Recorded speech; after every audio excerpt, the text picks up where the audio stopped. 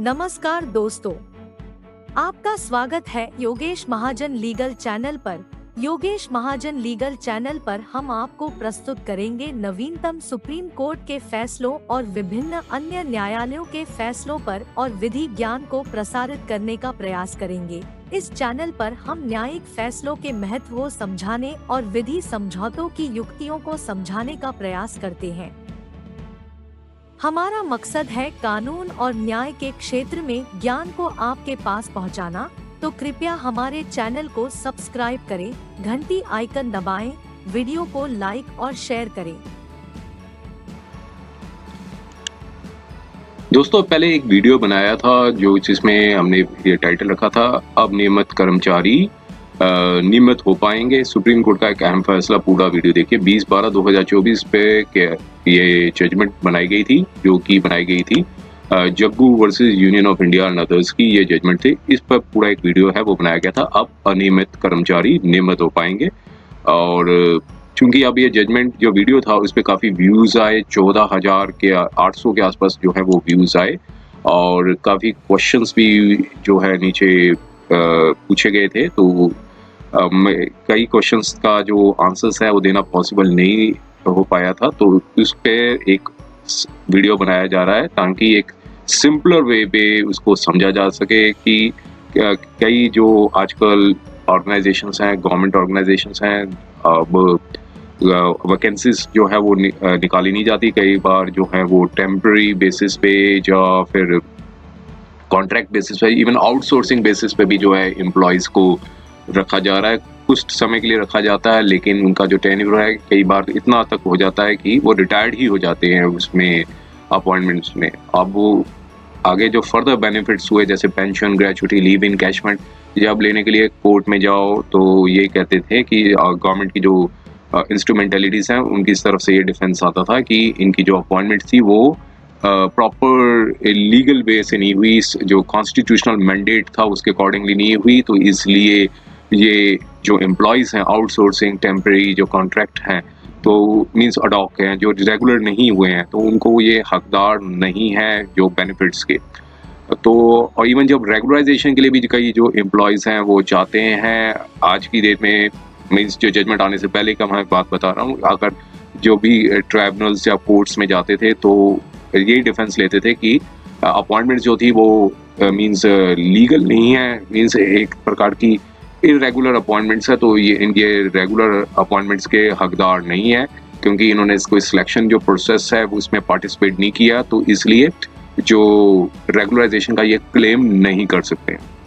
अब तक यही होता आ रहा था, लेकिन जो 20 दिसंबर 2024 का ये जो जजमेंट आई थी, जो इसका नाम मैंने साइटेशन लिया, इस पर डिटेल वीडियो बनाया है, Jaggu versus union of India पे।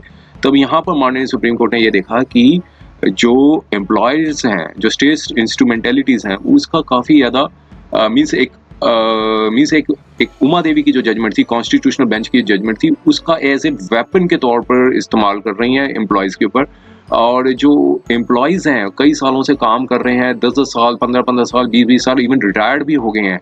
तो अब यहाँ पर कहा कि एम्प्लॉयर्स जो हैं वो उस जजमेंट का जो पर्पस जो था, सोल पर्पस जो बनाई गई थी, जो उमा देवी की जो जजमेंट आई थी, उस जजमेंट का जो है वो मीन्स एक दूसरे वे से मीन्स उसको मिस इंटरप्रिटेट करके एम्प्लॉयज़ के अगेंस्ट में यूज़ किया जा रहा है। और उस जजमेंट में अब जो 20 दिसंबर को 2024 को जजमेंट आई थी, तो यहाँ पर जो माननीय सुप्रीम कोर्ट ने एक गिग इकोनॉमी का भी एक एग्जाम्पल दिया कि कई जैसे प्राइवेट ऑर्गेनाइजेशंस हैं, वो मीन्स कंपनीज हैं, वो जो एम्प्लॉयज़ हैं उनको फुल टाइम अपॉइंटमेंट नहीं देती हैं, और बल्कि उनको एक मीन्स एक फ्रीलांसर्स के बेसिस पे देती हैं, ताकि जो लॉन्ग टर्म ऑब्लिगेशंस हैं उससे बचाया जा सके। आज की डेट में भी कई ऐसी कंपनीज हैं प्राइवेट में, जो जैसे कोई कैब की जो सर्विस प्रोवाइडर्स हैं वो अपॉइंटमेंट नहीं दे रही हैं, बल्कि एक उनको कमीशन बेसिस पे इनको रखा गया है। या फिर इवन जो सर्विस प्रोवाइडर्स हैं, जैसे घर में कोई डिलीवरीज का जो सामान बन जाती हैं, तो कई कंपनीज हैं तो उनको अपॉइंटमेंट नहीं देती हैं, तो ये ताकि कंपनी अपना बेनिफिट्स ले सकें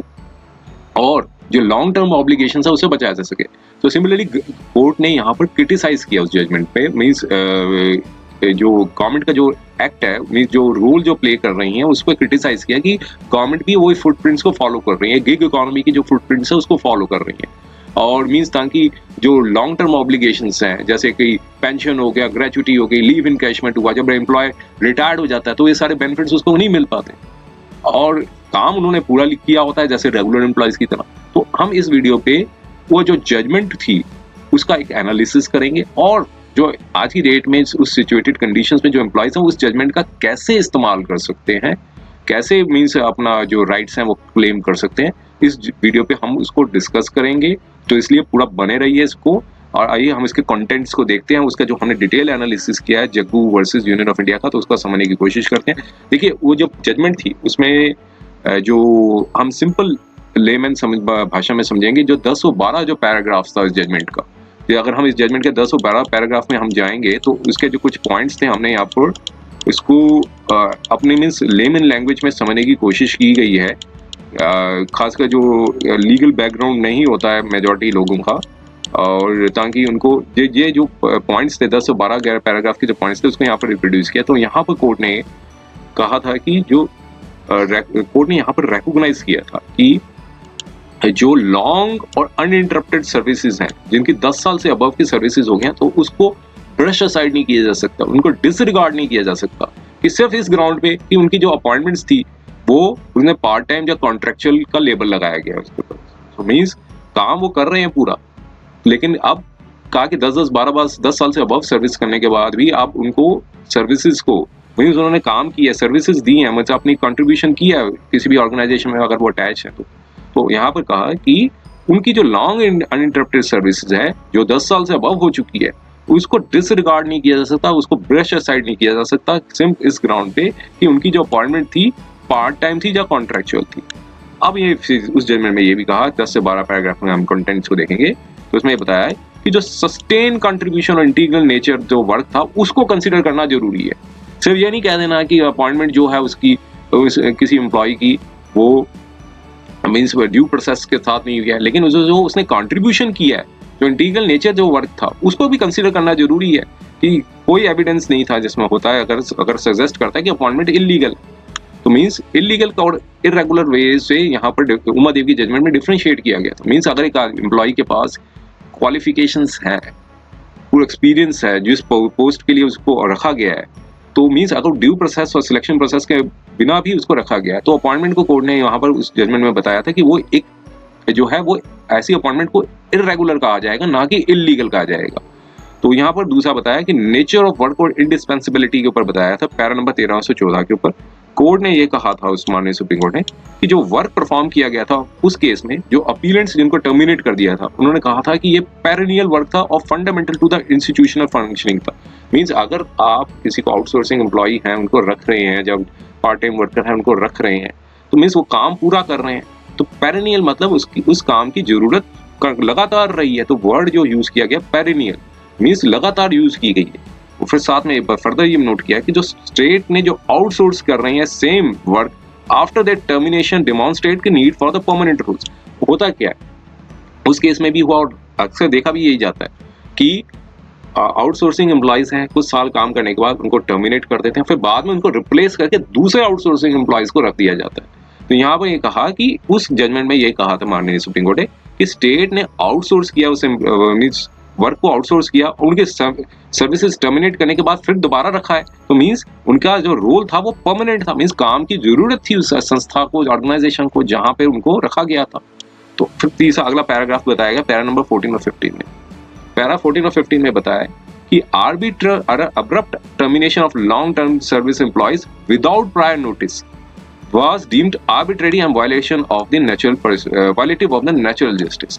तो होता क्या कि एम्प्लॉइज जो उस केस में भी ऐसा बताया अब फर्दर कॉन्ट्रैक्ट को ना बढ़ाना मीन्स उनको एक नोटिस पकड़ा देना कि आपकी जो सर्विसेज की रिक्वायरमेंट नहीं है। तो यहाँ पर कोर्ट ने कहा कि इस प्रकार के जो लॉन्ग सर्विसेज एम्प्लॉइज हैं 10-10 साल से अबव काम कर रहे हैं बिना किसी नोटिस दिए बिना उनको कह देना कि कल से मत आओ, तो कहा कि ये एक प्रकार का आर्बिट्रेरी मतलब मन माना है और ये नेचुरल जस्टिस के भी खिलाफ। एक नेचुरल जस्टिस में ये होता है कि आदमी को अपॉर्चुनिटी दी जाती है कि आपके अगेंस्ट क्यों ना एक्शन लिया जाए, क्यों आपकी सर्विसेज टर्मिनेट ना कर दी जाए बिना कुछ बताए उनको टर्मिनेट करना। तो ये बताया गया violative of the natural justice है।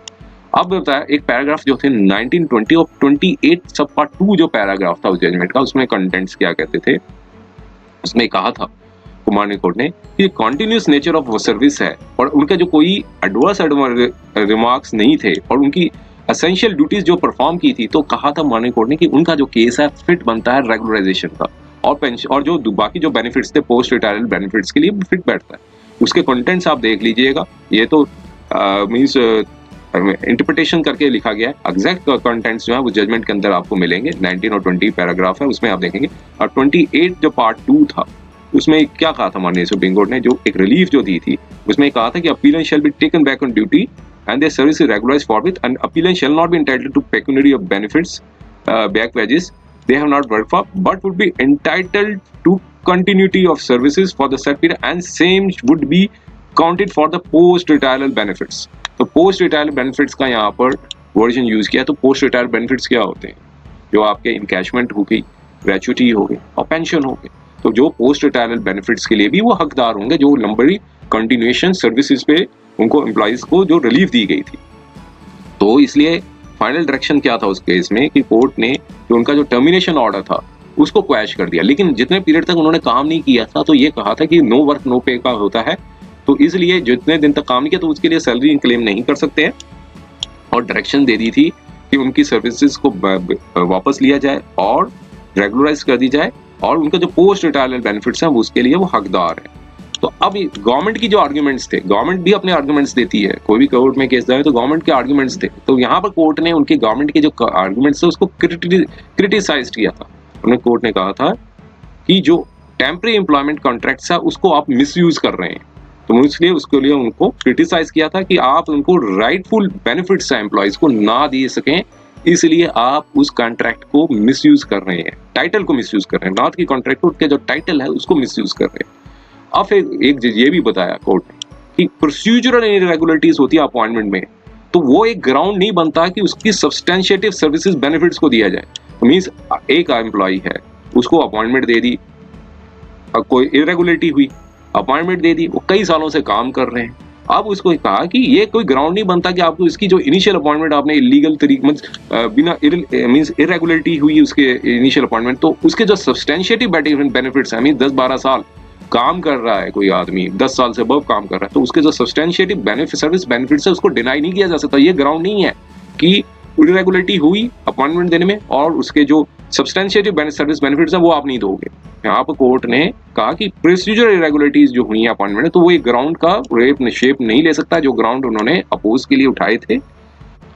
उस जजमेंट में फिर बताया था कि जो गवर्नमेंट है वो एडवांटेज नहीं ले सकती अपनी खुद गलतियों की। तो पैरा नंबर 26 to 27, तो कोर्ट ने एम्फोसाइज किया जो स्टेट जो है वो एडवांटेज नहीं ले सकती अपनी लैप्सेस के लिए और डिनाई करे बेनिफिट्स उन एम्प्लॉयज को जिन्होंने कंटिन्यूसली काम किया डिकेड्स के लिए। और फिर फर्दर डायरेक्शन ये दी थी कि जो ऑल सर्विस टेन्योर जो है वो काउंट होगा जो उनके पोस्ट रिटायरमेंट बेनिफिट्स के लिए।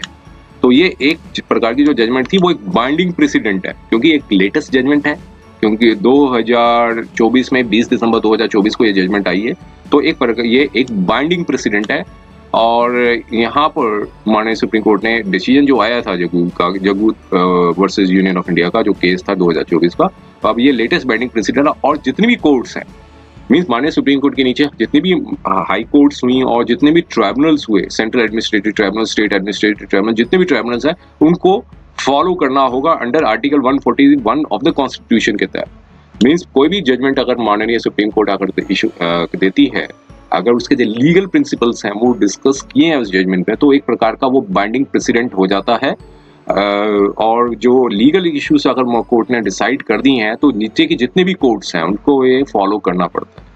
अब जो उस जजमेंट में माननीय कोर्ट ने ये भी बताया था कि गिग इकोनॉमी ट्रेंड्स के बारे में बताया था, जो Jaggu versus union of India थी, उसमें बताया था किस प्रकार से गवर्नमेंट इंस्टीट्यूशंस हैं वो अडॉप्ट कर रही हैं एक्सप्लॉइटिव एम्प्लॉयमेंट प्रैक्टिसेस को, जो देखा जाता है गिग इकोनॉमी में। तो गिग इकोनॉमी का जो वर्ड है वो यूज किया गया था उसमें। और अब इसका मतलब क्या होता है गिग इकोनॉमी का, कि मीन्स जैसे कोई जितनी भी कंपनीज है, जैसे स्टार्टिंग पार्ट वो वीडियो में बताया गया था, जितनी भी कंपनीज हैं वो वर्कर्स को हायर करती हैं शॉर्ट टर्म कॉन्ट्रैक्ट्स के बेसिस पे, फ्रीलांसर्स के बेसिस पे, ताकि उनको स्टेबल और लॉन्ग टर्म बेनिफिट्स ना दिए जा सके। तो इससे क्या होता है कि एम्प्लॉयर्स जो हैं वो अपनी जॉब रिस्पॉन्सिबिलिटीज जो होती है उससे अवॉइड करते हैं, जैसे जॉब सिक्योरिटी नहीं देना, पेंशन, हेल्थ बेनिफिट्स हो गए, जो पेड लीव्स हुई, ये इससे क्या है, एम्प्लॉयर जो है वो अपना बेनिफिट देखता है, जिसकी वजह से वो जितनी भी उनकी जो रिस्पॉन्सिबिलिटीज है उससे वो बच सके, ताकि कम वर्कर्स को एक अनसर्टेन पोजीशन पे रखा जा सके। तो उस माननीय सुप्रीम कोर्ट ने उस जजमेंट में क्रिटिसाइज किया था गवर्नमेंट को कि वो भी एक प्रकार की जो सिमिलर टैक्टिक्स हैं वो अडॉप्ट कर रही है जैसे कंपनीज में होता है। तो मींस वर्कर्स को टेम्पररी रोल्स दे देते हैं, या कॉन्ट्रैक्ट बेसिस पे जो है वो रोल दे देते हैं, और डिकेड्स तक, कई साल तक, 10 से ऊपर साल तक वो उनको काम लेते हैं। कई तो रिटायर्ड भी हो जाते हैं, ताकि उनको फिर जब अपना जो बेनिफिट्स लेने के लिए जाते हैं तो उनको कह देते हैं कि नहीं, आपकी जो अपॉइंटमेंट्स थी वो रेगुलर नहीं थी, ड्यू प्रोसेस फॉलो नहीं किया था, तो इसलिए आप पोस्ट रिटायरमेंट बेनिफिट्स के हकदार नहीं है। अब सवाल उठता है, जो मेन क्रुक्स पार्ट है जो इस वीडियो का, उसको हम डिस्कस करते हैं।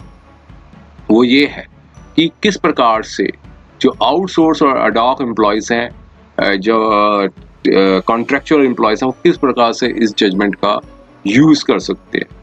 मींस अगर आपने कंटिन्यूसली 10 साल से अबव काम कर लिया है और आप आउटसोर्स्ड हैं या टेम्परेरी वर्कर हैं, आप इसके बेसिस पे रेगुलराइजेशन की डिमांड कर सकते हैं कि आपकी जॉब को रेगुलराइज किया जा सके। और साथ में बताया है कि जो पोस्ट रिटायरमेंट बेनिफिट्स भी हैं वो आपके लीगल राइट्स हैं। कई जजमेंट्स आई हैं, माननीय कोर्ट ने कह रखा है कि जितने भी पोस्ट रिटायरमेंट बेनिफिट्स हुए, पेंशन, ग्रेच्युटी हुए, ये बाउंटीज नहीं है बल्कि एक प्रकार का इन्फोर्सेबल लीगल राइट्स है। तो मीन्स ये सब इसके बेसिस पे आप क्लेम कर सकते हैं। अब यहाँ पता है no more exploitation by the temporary tags, तो एक टैग लगा देना कि आपकी जो अपॉइंटमेंट जो है वो कॉन्ट्रेक्चुअल है। तो मीन्स आप यहाँ पर कहा कि इस प्रकार का जो शोषण है वो नहीं किया जा सकता इस जजमेंट के बेसिस पे। तो जो गवर्नमेंट एम्प्लॉयर्स हैं वो आपका जो टेम्परेरी जो कॉन्ट्रैक्ट्स है कई सालों से चल रहा है, तो उसके बेसिस पे एक्सप्लॉइट नहीं कर सकती, और ताकि उसके जो बेनिफिट्स हैं वो ना दे सके। अगर सेम काम कर रहे हैं जो रेगुलर एम्प्लॉय जो काम कर रहे हैं, अगर आप भी वही सेम काम कर रहे हैं, तो आपको भी सेम राइट्स के हकदार हैं। आपकी अपॉइंटमेंट जो है वो इरेगुलर होनी चाहिए, लेकिन इलीगल नहीं होनी चाहिए। अगर अपॉइंटमेंट जो है अगर आपने काम कर रहे हैं और लेकिन एसेंशियल ड्यूटीज परफॉर्म कर रहे हैं, तो आपका एक स्ट्रॉन्ग लीगल क्लेम बनता है रेगुलराइजेशन का। और एम्प्लॉयर जो भी जो है वो एडवांटेज नहीं ले सकता अपनी गलतियों से। मीन्स आपको कई सालों से आप काम ले रहे हैं और बाद में जब आप क्लेम करते हैं या फिर रिक्वेस्ट करते हैं, प्रेयर करते हैं कि रेगुलराइज कर दिया जाए, लेकिन वो रेगुलराइजेशन नहीं करते हैं, तो ये एक प्रकार का इलीगल माना जाएगा। माननीय सुप्रीम कोर्ट ने कहा है कि जो स्टेट जो है वो बेनिफिट्स को डिनाई नहीं कर सकती कि कई सालों की सर्विस लेने के बाद आपको जो बेनिफिट्स हैं वो डिनाई कर दिया जाए। तो मीन्स अगला भी पॉइंट उठाया कि गवर्नमेंट इंस्टीट्यूशंस भी गिग इकोनॉमी की तरह वो उसको कॉपी नहीं कर सकती। गवर्नमेंट एक प्रकार की वेलफेयर स्टेट होती है कि मॉडल एम्प्लॉयर की तरह का गवर्नमेंट को काम करना चाहिए। जैसे प्राइवेट कंपनीज हैं वो फुल टाइम एम्प्लॉयमेंट नहीं देती हैं, तो इसलिए गवर्नमेंट इंस्टीट्यूशंस भी जो हैं वो टेम्परेरी कॉन्ट्रैक्ट्स का मिसयूज करने लग पड़ी हैं। तो कोर्ट ने इस कंडेम्ड किया था इस प्रैक्टिस को और कहा था कि गवर्नमेंट जो है वो गिग इकोनॉमी ट्रेंड्स को ना बनाए, फॉलो करे, ना मिरर करे है। आप एक वेलफेयर स्टेट की तरह काम करें। और अगर आप रेगुलराइजेशन नहीं होता है, अगर अदर एम्प्लॉयज भी रेगुलराइज्ड हो गए हैं, तो आपको भी रेगुलराइज के आप हकदार हैं। अगर सेम एक्सपीरियंस के जो दूसरे एम्प्लॉयज रेगुलराइज्ड हो गए हैं, तो ये अगर आपको एम्प्लॉय वो रेगुलराइजेशन नहीं किया जा रहा है, तो एक प्रकार का ये डिस्क्रिमिनेशन होगा, असमानता होगी, जो कि इसके आर्टिकल 14 के तहत उसको चैलेंज किया जा सकता है, क्योंकि राइट टू इक्वलिटी एक फंडामेंटल राइट है। आर्टिकल 14 के तहत उसको चैलेंज किया जा सकता है। लीगल ऑप्शंस क्या बचते हैं जो अफेक्टेड एम्प्लॉयज के? तो मींस सीधा डायरेक्ट कोर्ट में नहीं जाए, पहले एक रिप्रेजेंटेशन दें जहां जहां कार्य कर रहे हैं, अपने डिपार्टमेंट को रिप्रेजेंटेशन दे, इस जजमेंट का रेफरेंस दे और कहें कि उनको इसके बेसिस पे रेगुलराइज किया जाए। और अगर जो रिप्रेजेंटेशन का जो भी आउटकम आता है, अगर फेवर में जाता तो अच्छी बात है, लेकिन अगर ये हाइपोथेटिकली हम इसे एक्सेप्ट करते हैं कि एम्प्लॉयर जो है आगे भेजेंगे या डिले करते हैं उस प्रोसेस को, या फिर कोई रिस्पांस नहीं देते उस रिप्रेजेंटेशन का, क्योंकि माननीय सुप्रीम कोर्ट की जजमेंट आ चुकी है। अगर इस पे बेसिस पे कोई रिस्पांस नहीं देते हैं रीजनेबल पीरियड के अंदर ही, मींस जो लिमिटेशन का पीरियड जो ट्राइब्यूनल एक्ट के अंदर बता रखा है उसके अंदर बाद आप उसको चैलेंज कर सकते हैं सेंट्रल एडमिनिस्ट्रेटिव ट्राइब्यूनल में। जहां सेंट्रल एडमिनिस्ट्रेटिव ट्राइब्यूनल या स्टेट एडमिनिस्ट्रेटिव ट्राइब्यूनल की जुरिस्डिक्शन नहीं है, तो उसकी जो एप्रोप्रिएट फॉर्म है वहां पर आप चैलेंज कर सकते हैं, इवन इंक्लूडिंग हाई कोर्ट। अगर एडमिनिस्ट्रेटिव ट्राइब्यूनल की जुरिस्डिक्शन पर डायरेक्टली आप हाई कोर्ट नहीं जा सकते हैं, तो इसलिए पूरा इसका जो लीगल जो है मींस ओपिनियंस लेकर ही आगे प्रोसीड करें। राइट टू इन्फॉर्मेशन एक्ट का भी आप जो है अपने पावर मींस जो राइट्स हैं उसको एक्सरसाइज कर सकते हैं कि किस तरह से अदर एम्प्लॉयज हैं वो रेगुलराइज हो गए। तो ये कंक्लूजन निकल के क्या आया, ये जजमेंट जो है प्रोटेक्ट करती है लॉन्ग टर्म टेम्परेरी वर्कर्स को, ताकि उनका शोषण नहीं किया जा सके। अगर आपने कई सालों से काम किया है, चाहे वो कॉन्ट्रैक्ट हो, अडॉक हो, चाहे आउटसोर्स जॉब हो, आप भी लीगल राइट्स जो है वो अपने डिमांड कर सकते हैं, जिसमें रेगुलराइजेशन और जो पोस्ट रिटायरमेंट बेनिफिट्स दोनों शामिल हैं। तो उम्मीद है ये जो पोर्शन है काफ़ी ज़्यादा क्लियर हो गया होगा उस जजमेंट के बाद। उस जजमेंट का भी जो लिंक है वो आप जरूर देखिएगा, इस जजमेंट को पूरा ध्यान से पढ़िएगा, तो इसको देखिएगा। उम्मीद है कि यह वीडियो आपको पसंद आया होगा। अगर आपने अभी तक हमारे चैनल को सब्सक्राइब नहीं किया है तो कृपया इसे सब्सक्राइब कर ले और बेल आइकन दबाकर नोटिफिकेशन प्राप्त करें, ताकि आप हमारे नए वीडियो से अपडेट रह सकें। अगर आपको यह वीडियो पसंद आया हो तो कृपया लाइक करें और अपने दोस्तों के साथ शेयर करें। हमारे चैनल पर आपको न्यायिक मुद्दों, कानूनी सलाह और कानूनी अपडेट्स के बारे में नवाचारिक और महत्वपूर्ण जानकारी मिलेगी। हमारे साथ बने रहें, क्योंकि योगेश महाजन लीगल आपके कानूनी सवालों का सहायक है।